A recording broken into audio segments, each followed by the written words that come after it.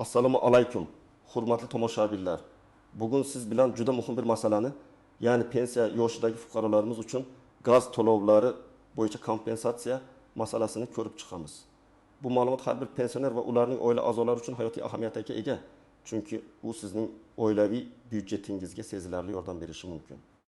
Shuning uchun darhol kanalimizga obuna bo'lishni va ushbu videoga like bosishni unutmang. Toki siz keyinchalik afsuslanishingiz mumkin bo'lgan muhim detallarni o'tkazib yubormang. Har bir soniya muhim, har bir ma'lumot zarrasi sizning foydangizga xizmat qilishi shart. Demak, boshladik. Ko'pchilik pensionerlarimiz uchun kommunal to'lovlar, xususan gaz narxi har yili, ayniqsa isitish mavsumida katta tashvish manbai bo'lib kelgan. Qishning qahraton sovuqlarida uyni isitish, ovqat pishirish, issiq suvdan foydalanish zarurati bilan gaz iste'moli keskin ortadi. Bu esa o'z navbatida pensiya miqdorining katta qismini tashkil etuvchi gaz to'lovlari hisobiga byudjetga jiddiy og'irlik soladi. Ilgari bu masala har bir oilaning o'z yelkasida edi. Ayrim hollarda mahalliy hokimiyatlar yoki xayriya tashkilotlari tomonidan bir martalik yordamlar ko'rsatilgan bo'lishi mumkin, ammo bu tizimli yechim emas edi va hamma ham bunday yordamga umid qila olmasdi. Har bir inson o'z gaz hisob-kitobini o'zi to'lashi shart edi. Bu esa ko'pincha pensiyaning katta qismini yutib yuborardi. Ko'p oilalar gazni tejashga majbur bo'lishardi. Ba'zida hatto uy haroratini pasaytirish yoki ayrim maishiy texnika vositalaridan foydalanishni cheklash orqali. Endilikda vaziyat tubdan o'zgardi. Hukumatimiz tomonidan pensiya yoshidagi fuqarolarimizga gaz uchun kompensatsiya ajratish tizimi tasdiqlandi va amalga oshirish mexanizmlari ishlab chiqildi. Bu qabul qilingan qaror gaz to'lovlari bo'yicha og'irlikni yengillashtirishga, pensionerlarimizning turmush sharoitini yaxshilashga qaratilgan amaliy qadamdir. Bu nafaqat qog'ozdagi qaror, balki pensiya yoshidagi fuqarolarimizning kundalik hayotiga bevosita ijobiy ta'sir ko'rsatadigan real mexanizmdir. Endi gaz to'lovlari uchun belgilangan miqdorda kompensatsiya olish imkoniyati mavjud. Bu nafaqat bir martalik yordam, balki tizimli yordam bo'lib, har bir munosib pensionerga davlat tomonidan muntazam ravishda qo'llab-quvvatlanishini anglatadi. Bu o'zgarish nafaqat moliyaviy jihatdan, balki pensionerlarimizning ruhiy holatiga ham ijobiy ta'sir ko'rsatadi. Ularga g'amxo'rlik qilinayotganini his qilish imkonini beradi. Endi esa ushbu kompensatsiya tizimi haqida batafsilroq to'xtalib o'taylik. Kimga ushbu kompensatsiya beriladi? Kimlar bu haqda tashvishlanish kerak va kimlar bunga e'tibor bermasa ham bo'ladi? Avvalo, shuni ta'kidlash kerakki, kompensatsiya faqatgina pensiya yoshidagi fuqarolarimizga, ya'ni qonunchilikda belgilangan pensiya olish huquqiga ega bo'lgan shaxslarga tegishli. Ya'ni siz pensiya oluvchi shaxs bo'lishingiz shart.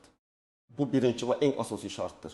Kompensatsiya olish uchun asosan ikki asosiy mezon mavjud. Birinchisi sizning ijtimoiy holatingiz va ikkinchisi sizning oilaviy daromadingiz. Hukumat qaroriga ko'ra, kompensatsiya asosan ijtimoiy himoyaga muhtoj deb topilgan pensionerlarga ajratiladi. Bu degani sizning pensiya miqdoringiz va agar siz birga yashayotgan bo'lsangiz, oila a'zolaringizning umumiy daromadi belgilangan miqdordan oshmasligi kerak. Aynan mana shu jihat muhim ahamiyatga ega, chunki u kompensatsiya kimga berilishini belgilab beradi. Keling, bir nechta aniq misollar bilan ushbu vaziyatni tushunishga harakat qilaylik. Raqamlar va real hayotiy holatlarni ko'rib chiqaylik. Bu sizga vaziyatni to'liq tasavvur qilishga yordam beradi. Birinchi misol. Oydin aya 7 ming yoshda yolg'iz yashaydi. Uning yagona daromad manbai davlat tomonidan beriladigan pensiyasi bo'lib, bu pensiya miqdori mamlakat bo'yicha belgilangan eng kam pensiya miqdoridan salgina yuqori. Uning boshqa hech qanday daromadi yo'q, farzandlari chet elda ishlaydi va unga muntazam pul yubora olmaydi. Oydin aya har oy gaz to'lovlari uchun o'rtacha 200 ming so'm atrofida mablag' sarflaydi. Ayniqsa qishda bu miqdor 7 ming so'mga yetishi mumkin. Ilgari bu uning pensiyasining qariyb 3 dan 1 qismini tashkil qilar edi. Bu esa oziq-ovqat, dori-darmon va boshqa ehtiyojlar uchun juda kam mablag' qoldirar edi. Endilikda Oydin ayaning daromadi belgilangan chegaradan past bo'lganligi sababli u gaz uchun to'lanadigan kompensatsiya olish huquqiga ega bo'ladi. Misol uchun, hukumat uning har oylik gaz to'lovining eson foizini yoki maksimal 5 ming so'm miqdorida kompensatsiya ajratishi mumkin. Bu degani Oydin aya qishda gaz uchun 2 ming so'm to'lash o'rniga 200 ming so'm to'laydi. Qolgan 20 ming so'm davlat tomonidan qoplanadi. Bu uning uchun katta yengillik bo'lib, oziq-ovqat yoki dori-darmonga sarflash uchun qo'shimcha mablag' paydo bo'ladi. Bu kompensatsiyani har oyda bevosita bank hisobiga yoki pensiyasi bilan birga olishi mumkin. Bu holatda oydin aya kompensatsiya olish uchun arz berish haqida tashvishlanish kerak. Ikkinchi misol Ahmad aka va Gulnora aya. Ahmad aka 68 yoshda, u pensiyada. Gulnora aya 12 yoshda, u ham pensiyada.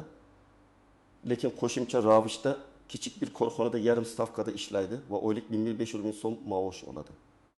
Ularning har ikkisining pensiyasi ham bor. Ularning umumiy oilaviy daromadi belgilangan mezon chegarasidan yuqori bo'lishi mumkin. Masalan, agar oilaviy daromad chegarasi bir kishiga 2000 ming so'm etib belgilangan bo'lsa, ularning umumiy daromadi bu chegaradan oshib ketadi. Chunki kompensatsiya olish uchun oilaning har bir a'zosiga to'g'ri keladigan daromad belgilangan eng kam iste'mol xarajatdan kam bo'lishi kerak. Bu holatda Ahmad aka va Gulnora aya ehtimol gaz uchun kompensatsiya ola olmaydilar. Ular kompensatsiya olish haqida tashvishlanmasalar ham bo'ladi. Chunki ular ushbu dasturga kirmasligi mumkin. Agar ular ikkalasi ham faqat pensiya hisobidan yashaganlarida va ularning pensiya miqdori belgilangan chegaradan past bo'lganida, ular ham kompensatsiya olish huquqiga ega bo'lishardi. Uchinchi misol, Bobur aka va uning katta oilasi. Bobur aka 10 yoshda, u o'g'li, kelini va 3 nafar nabirasi bilan bir uyda yashaydi. O'g'li va kelin ikkalasi ham ishlaydi. Ularning umumiy oylik daromadi 7000 ming so'mdan oshadi. Gaz to'lovi Bobur akaning nomiga keladi. Bu holatda Bobur akaning pensiyasi qanchalik kam bo'lishidan qat'iy nazar, u yashayotgan oilaning umumiy daromadi inobatga olinadi. Oila a'zolarining umumiy daromadini uyda yashovchilar soniga bo'lganda bir kishiga to'g'ri keladigan daromad belgilangan chegaradan sezilarli darajada yuqori bo'ladi. Shuning uchun Bobura ushbu kompensatsiya dasturiga kiritilmaydi. Uning bu kompensatsiyadan umid qilishi yoki ariza berishga urinishi befoyda bo'ladi. Chunki oilaviy daromad mezonlari bajarilmaydi. Bu yerda muhim nuans shuki, kompensatsiya nafaqat pensionerning shaxsiy daromadini, balki u yashayotgan xonadonning umumiy iqtisodiy ahvolini ham hisobga oladi. 4-misol, qishloq va shahar farqlari. Farida aya Qashqadaryo viloyatining chekka qishloqlaridan birida yashaydi. Uning pensiyasi respublika bo'yicha belgilangan minimal miqdorga yaqin. Qishloqda gaz quvurlari eskirganligi sababli gaz bosimi past bo'ladi va ko'proq gaz sarflanishi mumkin. Shu bilan birga shahar sharoitida yashovchi Muzaffar aka ham pensiyada va uning pensiyasi ham Farida ayaning pensiyasiga teng. Ikkalasi ham kompensatsiya olish huquqiga ega. Biroq kompensatsiya miqdori mintaqaviy farqlarni hisobga olmasligi mumkin. Ya'ni ularning ikkalasiga ham bir xil standart kompensatsiya ajratilishi ehtimoli bor. Lekin ba'zi hududlarda agar gaz narxi yoki iste'mol me'yorlari farq qilsa, kompensatsiya miqdorida ham ozgina farq bo'lishi mumkin. Bu yerda asosiy e'tibor pensiya miqdori va oilaviy daromadga qaratiladi. Geografik joylashuv kompensatsiya miqdoriga bevosita ta'sir qilmasligi mumkin. Biroq kommunal xizmatlarning o'ziga xos tarifi bu jarayonga bilvosita ta'sir ko'rsatishi mumkin. Shuning uchun Farida aya ham, Muzaffar aka ham kompensatsiya olish haqida tashvishlanishlari va tegishli hujjatlarni tayyorlashlari kerak bo'ladi.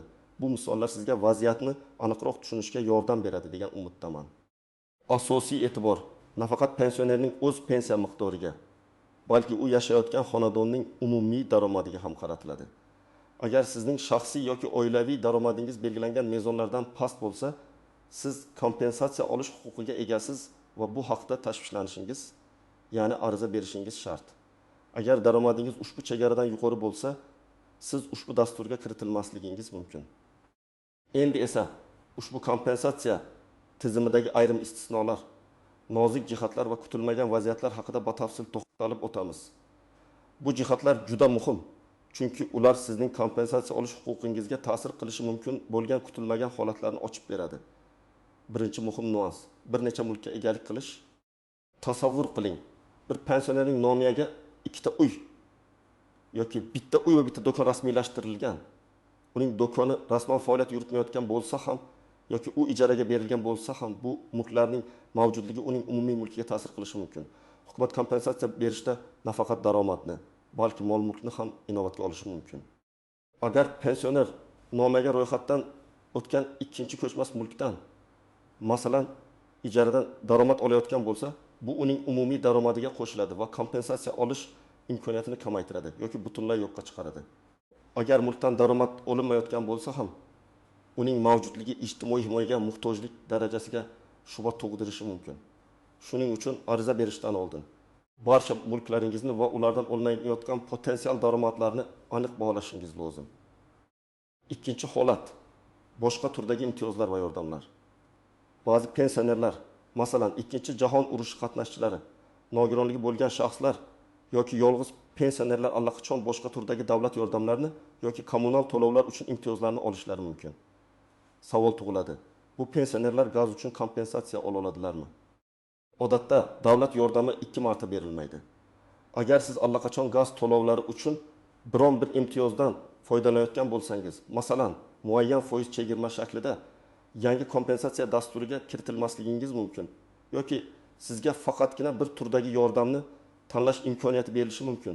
Ya'ni siz uchun qaysi biri foydaliroq bo'lsa o'shanisi. Shuning uchun agar siz allaqachon imtiyozlarga ega bo'lsangiz, ariza berishdan oldin bu masalani tegishli idorada aniqlashtirish juda muhimdir. Aks holda siz ariza berishga sarflagan vaqtingizni bekorga ketkazishingiz mumkin. Uchinchi nozik jihat, vaqtinchalik ro'yxatdan o'tish yoki yashash joyini o'zgartirish. Agar pensioner vaqtincha boshqa hududda ro'yxatdan o'tgan bo'lsa, masalan, davolanish uchun yoki qarindoshlari bilan yashash uchun, u kompensatsiyani qaysi hududdan olishi kerak? Kompensatsiya odatda doimiy yashash joyi propiska bo'yicha rasmiylashtiriladi. Agar siz vaqtincha boshqa joyda yashayotgan bo'lsangiz ham, sizning doimiy ro'yxatdan o'tgan manzilingiz bo'yicha hujjatlar topshirilishi kerak bo'ladi. Agar siz yashash joyingizni doimiy ravishda o'zgartirsangiz va yangi manzilda ro'yxatdan o'tsangiz, avvalgi manzilda berilgan kompensatsiya bekor qilinishi va yangi manzilda qayta ariza berishingiz talab qilinishi mumkin. Bu jarayon hujjatlarni qayta rasmiylashtirishni va biroz vaqt talab etishini anglatadi. To'rtinchi holat, gazdan qarzning mavjudligi. Agar sizning gaz uchun katta miqdorda qarzingiz bo'lsa, bu kompensatsiya olish huquqingizga ta'sir qiladimi? Ko'pgina hollarda qarzdorlik kompensatsiya ajratishga to'sqinlik qilmaydi. Kompensatsiya sizga naqd pulda yoki bank hisobingizga o'tkazilsa, siz uni o'z xohishingizga ko'ra, shu jumladan mavjud qarzlaringizni to'lash uchun ham ishlatishingiz mumkin. Biroq, agar kompensatsiya bevosita gaz yetkazib beruvchi kompaniya hisobiga, ya'ni to'lovdan chegirma shaklida amalga oshirilsa, bu qarzlarni qoplashga emas, balki joriy to'lovlarni yengillashtirishga xizmat qiladi. Lekin ba'zi dasturlarda qarzdorlik mavjud bo'lsa, qo'shimcha shartlar qo'yilishi mumkinligini ham inobatga olish zarur. Shuning uchun ariza berishdan oldin gaz kompaniyasi bilan bog'lanib, qarzingizni aniqlashtirib olish tavsiya etiladi. 5-muhim jihat, daromad yoki oila tarkibidagi o'zgarishlar. Agar siz kompensatsiya olganingizdan keyin oilaviy daromadingiz keskin oshsa, masalan, farzandingiz katta maoshli ishga kirsa va siz bilan yashay boshlasa yoki oila tarkibi o'zgarsa, masalan, birga yashayotgan farzandingiz alohida yashashga o'tsa, bu sizning kompensatsiya olish huquqingizga ta'sir qilishi mumkin. Ko'pgina kompensatsiya dasturlari har yili yoki ma'lum bir davrda qayta ko'rib chiqiladi. Agar sizning ijtimoiy iqtisodiy holatingiz yaxshilansa, kompensatsiya berish to'xtatilishi yoki miqdori kamaytirilishi mumkin. Aksincha, agar sizning holatingiz yomonlashsa, siz kompensatsiya olish huquqini qo'lga kiritishingiz mumkin. Shuning uchun bunday o'zgarishlar haqida tegishli organlarni xabardor qilish majburiy bo'lishi mumkin. 4-nuans, murojaat qilish muddatlari. Kompensatsiya olish uchun ariza berishning aniq muddatlari belgilangan bo'lishi mumkin. Ba'zi dasturlar yil davomida doimiy ravishda murojaat qilish imkonini bersa, boshqalari ma'lum bir davr ichida, masalan, isitish mavsumi boshlanishidan oldin ariza berishni talab qilishi mumkin. Bu muddatlarga rioya qilmaslik kompensatsiya olmaslikka sabab bo'lishi mumkin. Shuning uchun rasmiy e'lonlarni va muddati haqidagi ma'lumotlarni diqqat bilan kuzatib borish juda muhimdir. Kech qolish sizni bir yil davomidagi qo'llab-quvvatlashdan mahrum qilishi mumkin. Bu jihatlarni bilish sizga kompensatsiya olish jarayonida kutilmagan muammolardan qochishga va huquqlaringizni to'liq himoya qilishga yordam beradi. Har doim to'g'ri va to'liq ma'lumotga ega bo'lishga harakat qiling. Endi esa eng muhim qismga o'tamiz. Amaliy maslahatlar. Bu ma'lumotlar gaz uchun kompensatsiya olish uchun sizning harakatlar ketma-ketligingizni aniq belgilab beradi. siz nima qilishingiz kerak, qayerga borishingiz, qanday hujjatlarni to'plashingiz va nimalarni yozishingiz kerakligi haqida aniq ko'rsatmalar beraman. Birinchi qadam o'z huquqingizni aniqlash. Yuqorida aytib o'tilgandek, birinchi navbatda sizning kompensatsiya olish huquqingiz borligini aniqlang. Buning uchun sizning yoshingiz pensiya yoshida bo'lishi va oilaviy daromadingiz yoki siz yolg'iz yashasangiz, shaxsiy daromadingiz belgilangan mezonlardan oshmasligi kerak. Ushbu mezonlarni O'zbekiston Respublikasi Mahalla va oilani qo'llab-quvvatlash vazirligi yoki Xalq banki filiallarida aniqlashtirishingiz mumkin. Ko'pincha bu mezonlar eng kam iste'mol xarajatlari miqdoriga bog'liq bo'ladi. Agar sizda boshqa imtiyozlar bo'lsa, ularni ham aniqlashtirib oling. Ikkinchi qadam kerakli hujjatlarni to'plash. Kompensatsiya olish uchun sizga quyidagi hujjatlar kerak bo'ladi. Har bir hujjatning asl nusxasi va nusxalari ko'chirmalarini tayyorlab qo'ying. Pasport sizning shaxsiyatingizni tasdiqlovchi asosiy hujjat. Pasportingizning amal qilish muddati o'tmaganligiga ishonch hosil qiling. Agar pasportingiz eski namunadagi bo'lsa, biometrik pasportga almashtirishingiz talab qilinishi mumkin. 2. Pensiya guvohnomasi. Sizning pensiya oluvchi ekanligingizni tasdiqlovchi hujjat. Uning raqami va berilgan sanasi aniq ko'rsatilgan bo'lishi kerak. 3. Bank hisob raqami rekvizitlari.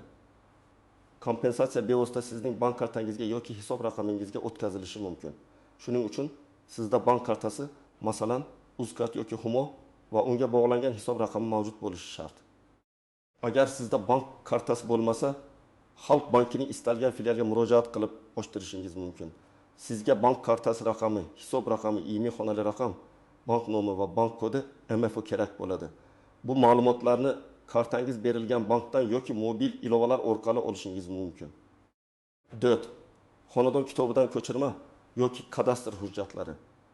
Sizning doimiy yashash joyingizni va uyingizda kimlar ro'yxatdan o'tganligini tasdiqlash uchun kerak bo'ladi. Bu hujjat sizning mahallangizdan yoki davlat xizmatlari markazidan olinadi.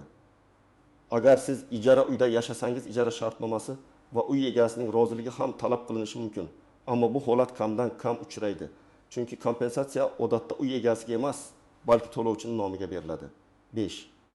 Gaz ta'minoti shartnomasi va so'nggi to'lov kvitansiyalari. Sizning gaz iste'molchisi ekanligingizni va shaxsiy hisob raqamingizni tasdiqlash uchun kerak. Ayniqsa, shaxsiy hisob raqamingiz juda muhim. Chunki kompensatsiya shu raqamga bog'lanishi mumkin.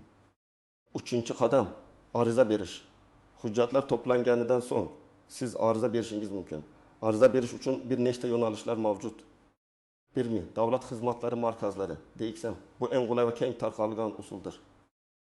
Siz o'zingizga yaqin bo'lgan davlat xizmatlari markaziga borib, yuqorida sanab o'tilgan hujjatlar bilan murojaat qilasiz.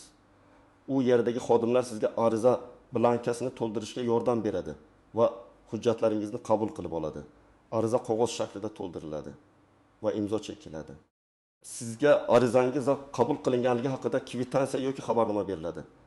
Bu hujjatni saqlab qo'ying, chunki u arizangizning holatini kuzatish uchun kerak bo'ladi. 2. Yagona interaktiv davlat xizmatlari portali, IDXP. Agar siz internetdan foydalanishni bilsangiz yoki sizga yordam beradigan kishi bo'lsa, my.gov.uz portali orqali onlayn ariza berishingiz mumkin. Buning uchun sizda ERI elektron raqamli imzo bo'lishi talab qilinishi mumkin yoki identifikatsiya uchun sizning shaxsiy ma'lumotlaringizdan foydalanishingiz mumkin. Portal orqali ariza berish va tegishli hujjatlarning skaner qilingan nusxalarini yuklash jarayoni tezroq va qulayroq bo'lishi mumkin. OTI Xalq banki filiallari. Ba'zi hollarda kompensatsiya Xalq banki orqali amalga oshirilishi sababli bankning o'z filiallarida ham ariza qabul qilinishi mumkin.